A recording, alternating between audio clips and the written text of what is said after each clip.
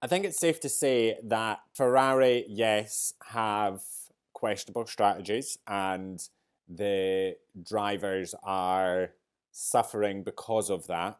But I think what is clear now more than ever is Ferrari have a serious communication problem, not just between driver and their race engineer, which I don't believe is too much of a problem. Where I think the communication is a big issue is amongst the team themselves on that pit wall, because we heard Brian telling Charles one thing about the weather and Ricardo Adami telling Lewis something completely different. Just seemed like there was a lack of communication happening on the pit wall between those that are sat there. And once again, as I said, Ferrari's strategy calls just don't make sense. They took a gamble to stay on the slicks and it didn't pay off. It was clear that Ferrari sort of thought that that secondary rain shower that came in towards the end was just going to be short and it would pass and they could stay out on slicks, even though Brian Bodze had told Charles Leclerc that it was going to be like class 3. I'm very disappointed by Ferrari because I thought we were sorting this stuff out,